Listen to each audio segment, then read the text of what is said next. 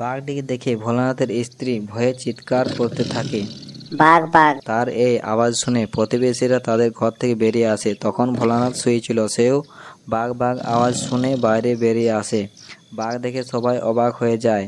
তারা জিজ্ঞাসা করে বাঘটিকে গাছের সঙ্গে কে বেঁধেছে? সেখানে থাকা একটি লোক বলে ওঠে, আমার মনে হয় আমাদের ভোলানাথ এ কাজ করেছে, কেননা আমি গতকাল রাতে ভোলানাথকে ঝড়ের মধ্যে একটি জন্তুকে টানে এনতে দেখেছি।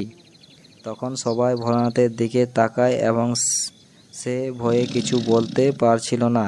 এর মধ্যে বাঘটি এত লোককে দেখে বিরক্ত হয়ে দড়িটি চিবিয়ে কেটে ফেলে আর জঙ্গলের দিকে পালায়।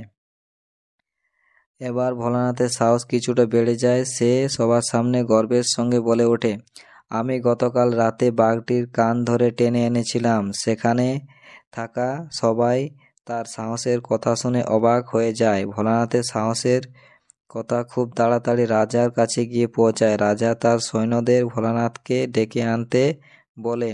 রাজা খুশি হয়ে সঙ্গে সঙ্গে তাকে তার সেনাবাহিনীর মুখ্য সেনাপতি বানিয়ে দিলেন। তার সঙ্গে ভোলানাথ ও তার স্ত্রীকে থাকার জন্য একটি বিলাসবহুল বাড়ি দিলেন। তার কয়েক মাস পর রাজার কাছে খবর আসে যে কোনো এক প্রতিবেশী রাজা তার সঙ্গে যুদ্ধ ঘোষণা করেছে। তাই তিনি ভোলানাথকে ডেকে পাঠান। রাজা ভোলানাথকে ডেকে বললেন, তুমি তো আমার সেনাবাহিনীর মুখ্য সেনাপতি, তাই আমার রাজ্যকে রক্ষা করার দায়িত্ব আমি তোমায় দিলাম। ভোলানাথ চিন্তায় পড়ে গেলেন। ভোলানাথ বাড়ি গিয়ে অসহায় হয়ে তার স্ত্রীকে বললেন, আমি তো ঘোড়ায় চড়তে পারি না, কিভাবে আমি আমাদের রাজ্যকে শত্রুপক্ষের 8,000 সেনাদের থেকে রক্ষা করব? তার স্ত্রী বললেন, তুমি কিছু চিন্তা করো না, আমি তার কিছু একটা ব্যবস্থা করব। পরের দিন সকালে তার স্ত্রী ভোলানাথকে কোনোরকম ভাবে ঘোড়ার পিঠে চাপিয়ে দিয়ে তাকে ঘোড়ার সঙ্গে শক্ত করে দড়ি দিয়ে বেঁধে দেয়। কিন্তু ঘোড়াটি দড়ি দিয়ে বাঁধায় আর কোনো ভালো লাগছিল না।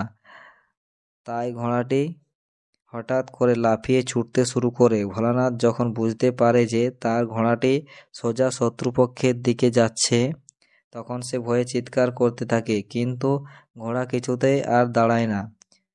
ভোলানাথ দেখে যে রাস্তার ওপর একটি গাছের ডাল ঝুলে রয়েছে, তাই সে ভাবে যে গাছের তলা দিয়ে যাওয়ার সময় ডালটি ধরে নেবে এবং সে বেঁচে যাবে। কিন্তু হয় তার উল্টো, ডালটি ভেঙে তার হাতে চলে আসে। ততক্ষণ ঘোড়াটি শত্রুপক্ষের শিবিরে চলে গেছে। সকল সেনারা ভয়ে পালিয়ে যায় যখন তারা দেখে যে হাতে ভাঙা ডাল নিয়ে ঘোড়ার সঙ্গে বাঁধা একটি লোক তাদের দিকে আসছে। তারা মনে করে এই লোকটি নিশ্চয় বীর যোদ্ধা, এ যে একাই আসছে তাদের সঙ্গে যুদ্ধ করতে। তখন তারা যুদ্ধ না করে সবাই পালিয়ে যায়।